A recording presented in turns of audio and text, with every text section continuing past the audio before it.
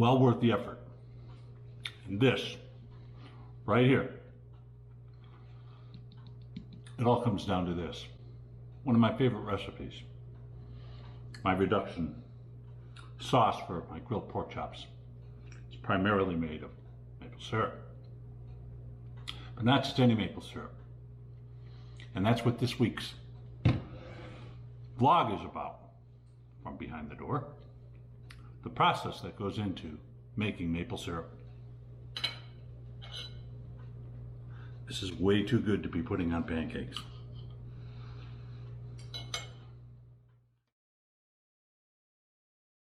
Here's a look at your forecast. For today, mostly cloudy skies, high of 40. Winds will be from the southwest between 5 and 10. Tonight, cloudy skies, lower 30s. Winds will be from the south at around 5 miles an hour. For tomorrow, partly sunny skies, temperatures at 40. Tomorrow night, mostly cloudy, isolated rain and snow overnight, lower 30s. For up-to-the-minute weather, go to DoorCountyDailyNews.com. I'm weatherology meteorologist Megan Mulford. Right now, it's 29. This current temperature report is brought to you by...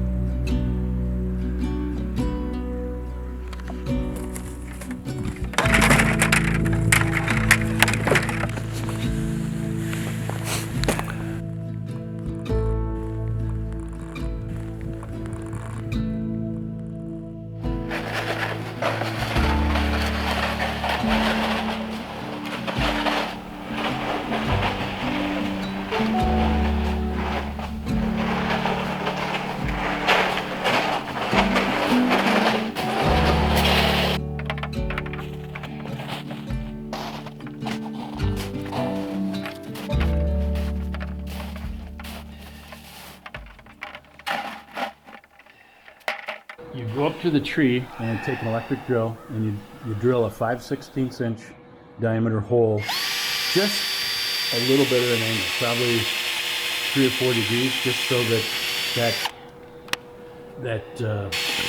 cavity that you create in the tree is enough to naturally drain down.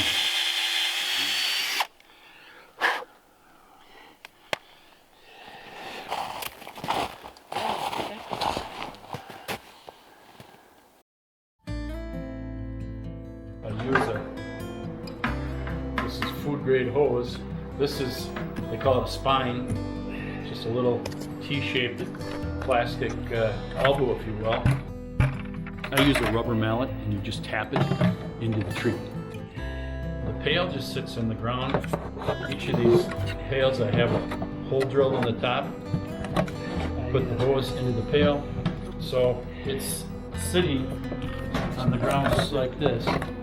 tapped into the tree and walk away and let the sap start dripping. I found a guy on Craigslist that sells about 75 cents a pail with a lid on it.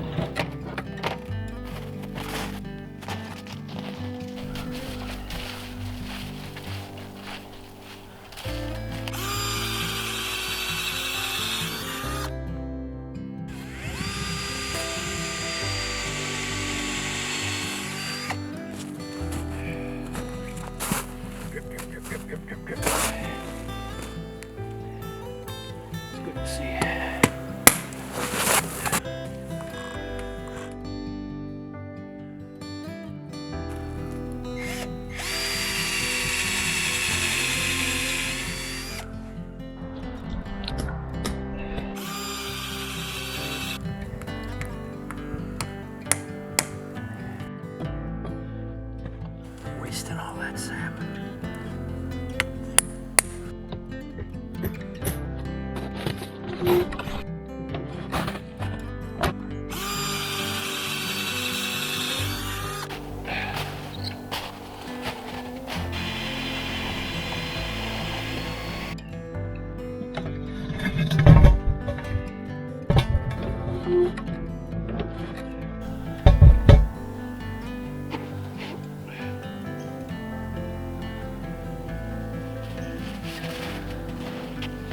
When you hear them crack, they're in.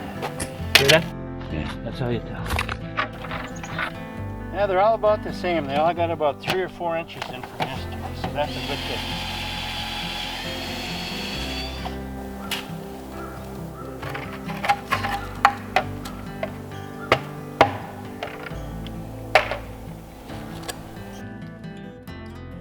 Taking out just a little bit of sap so I can show you how the pure sap has virtually no sweetness taste. If you want to just take a little sip of that, you'll find that it's just like water.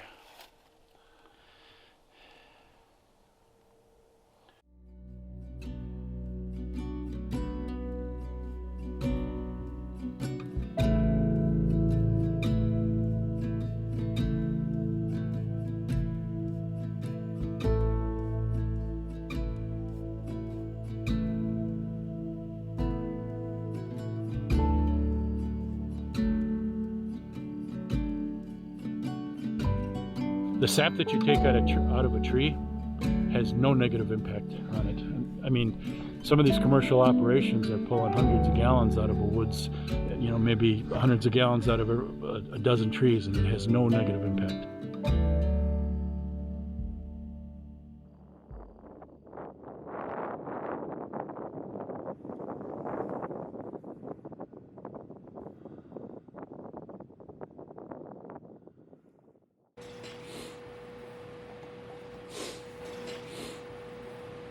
I'm going to get the pan out and get that ready. That's the last thing I got to load. So, and then we'll take stuff up to the stove. I'll drop stuff off, and then we'll gather some tails. Instead of me sitting here on my ass.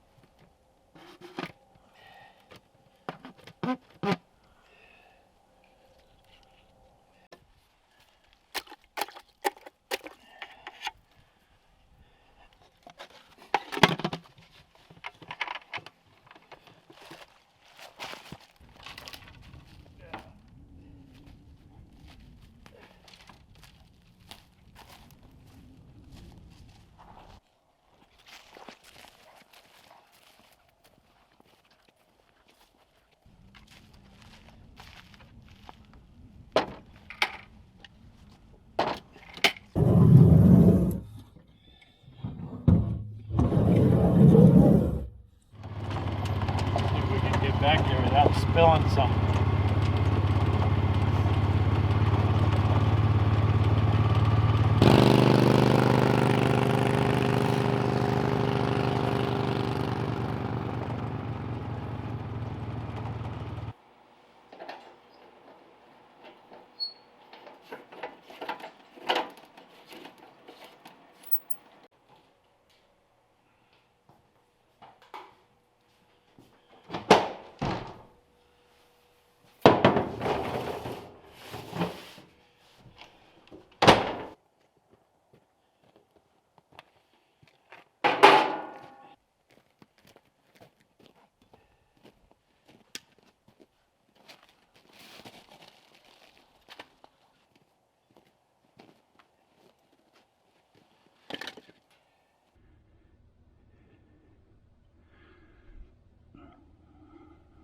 There we go.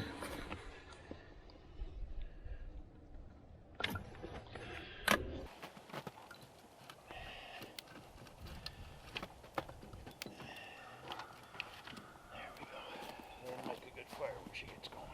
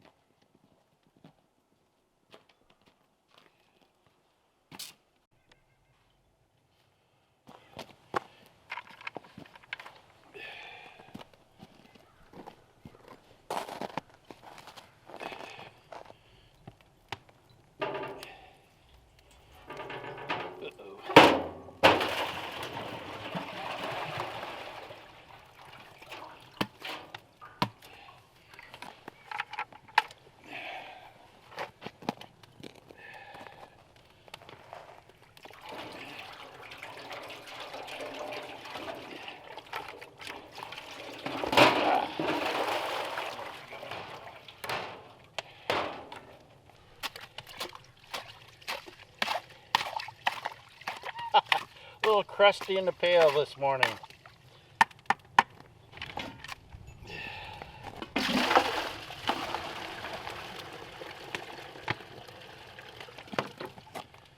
Amazing that all comes out of a tree.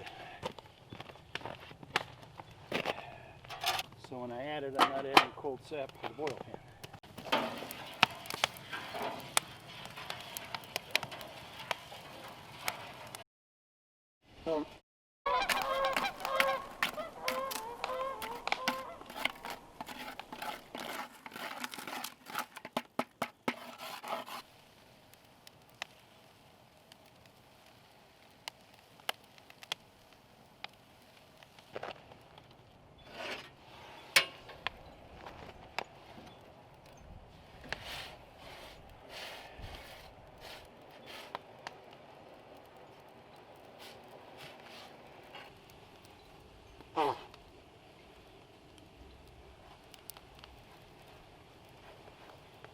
I welded up this frame and have an elevated platform for the preheat, and what happens is the flames are coming out and it just heats that pot up really, really quick. Gotta let the glasses cool.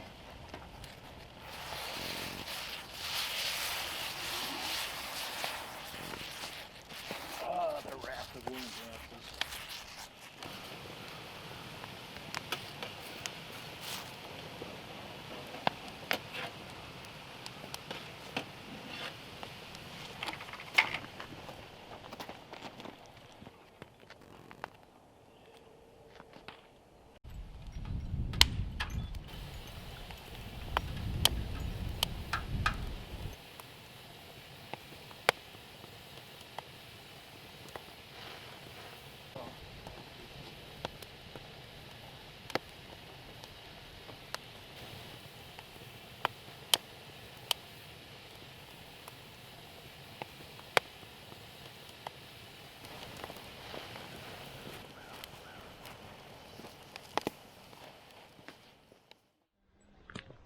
Day 3 in the SugarBush. Our second day of boiling here with Mark Lentz. He has gone through about, to this point, about 80 or 90 gallons of sap, boiling it down, and it's a 40-to-1 ratio. So he hopes to get out of 40 buckets a total of 5 gallons by the time all is said and done. He'll go through a quart and a half, maybe 2 quarts of firewood back here over the 2-day period before he does the finished boil and the bottling in the house, probably tomorrow, maybe the next day. But we're out here today because I was going through the footage that we took yesterday in day 2, and there were a couple more things I wanted to get. And one of them was I wanted to show you how I'm going to go about taking the photo that I think would best represent this entire process that's going to go in the behind the door book. And for me, regardless of whether it's, you know, all the preparation that needs to take place, and there's a lot, really what it boils down to, pardon the pun, is this process right here. So I wanted to get a photo of Mark taking some of the pre-boil, pouring it into the boiling pan, and there's just lots of steam. There's a lot going on, a lot of dynamics. There's steam coming off, there's flames licking up at the bottom of the pan. There's a beautiful sunny day. You can only really do this on warm sunny days. Temperature has to be above 40 degrees during the day so the sap will run, first of all, out of the tree, and then it has to freeze at night. So it acts kind of as a natural systolic pump.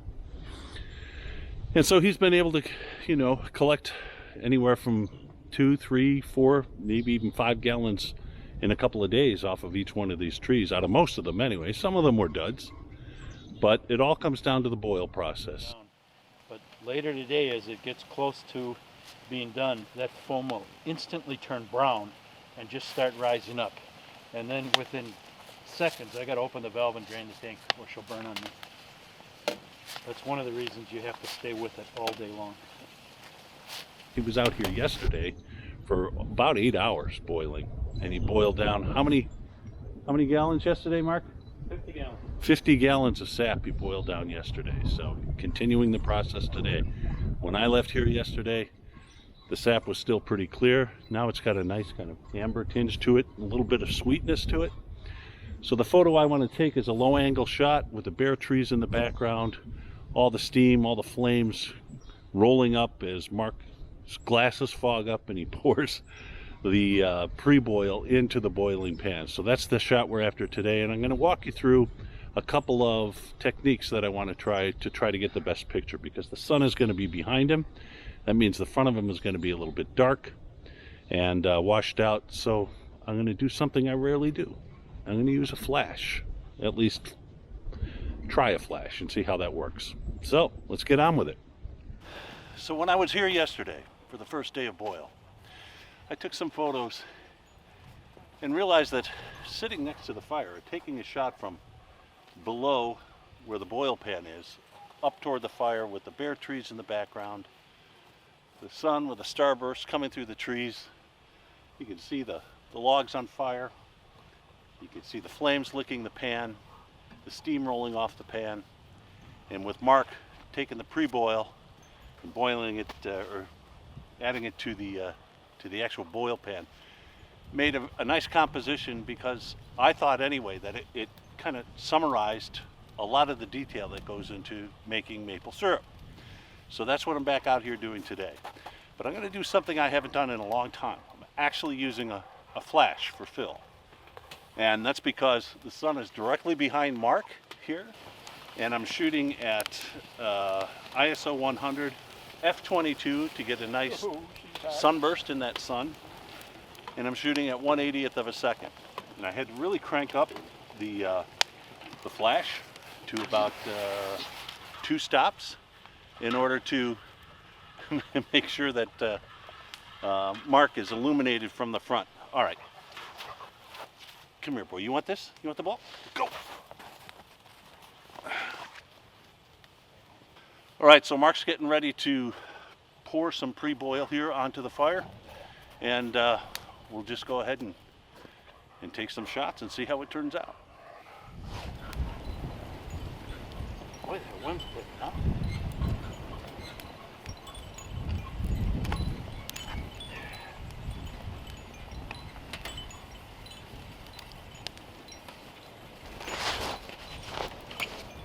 When it's windy like this, the flames are blowing to the back of the burner, so I'm constantly ladling to try to distribute the heated juice. If that makes any sense. Okay. Whenever you're ready, boss. You want it high again? Yeah. You stop. Can you turn the pot the other way so you're pouring it toward me? Same thing? Yeah. Let me know. Go.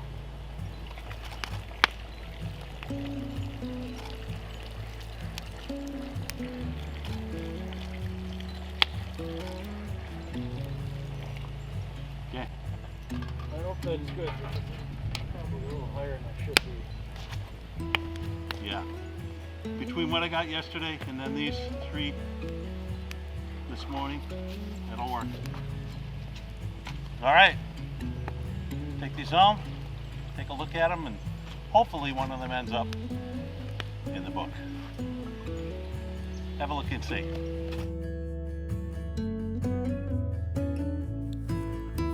Well, I captured all the elements I wanted in the photo. What with the deep depth of field, the concentration on Mark's face, the sun star, the steam, the pouring of the sap, and the fire and woodpile, all set against the barren trees on the snow-covered hillside. And using a fill-in flash was definitely the right call. And even though the onset of wind blew most of the evaporative steam away, I think this shot best highlights the pinnacle of the process of making maple syrup.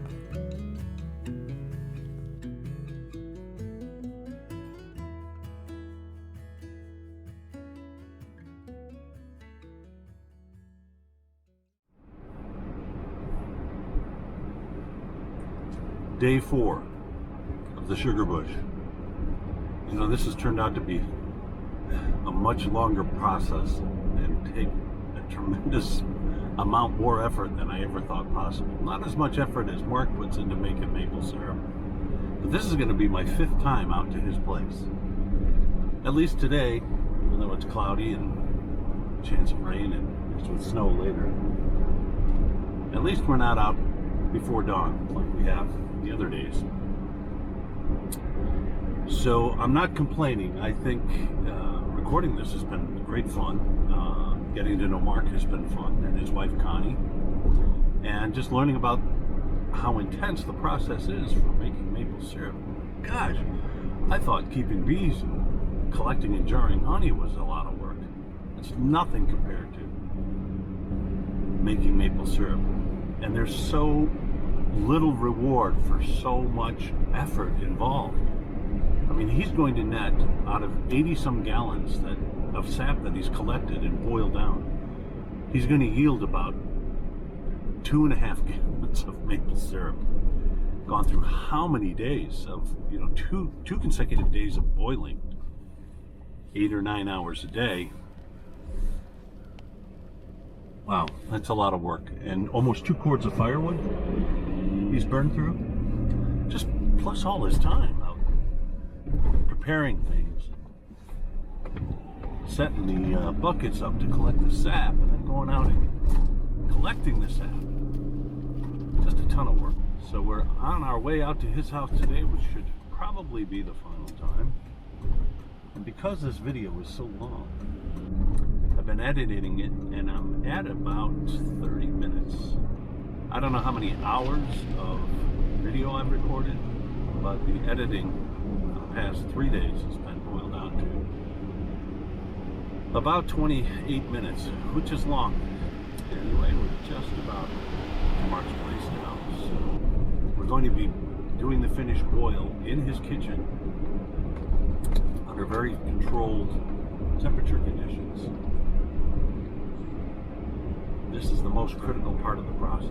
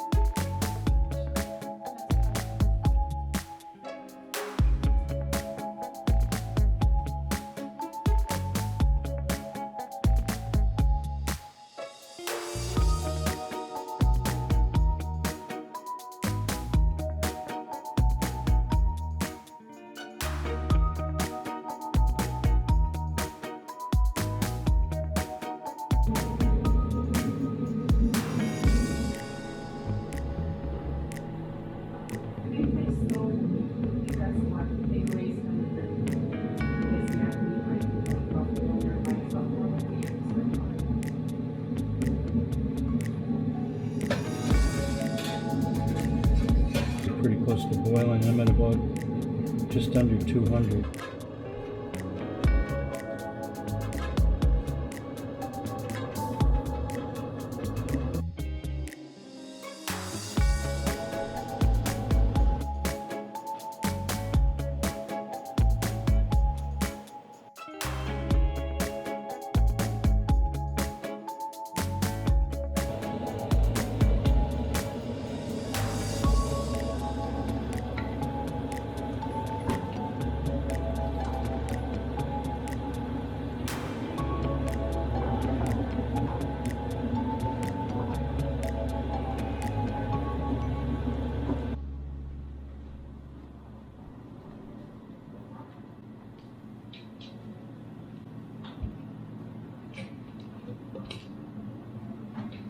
After 2.5 painful hours of slowly bringing the viscous liquid to a boil, the temperature hit the magic 216-degree mark. The hygrometer creeped into range, and the days-long process of reducing 80 gallons of clear, tasteless sap had come to a quiet and sweet conclusion.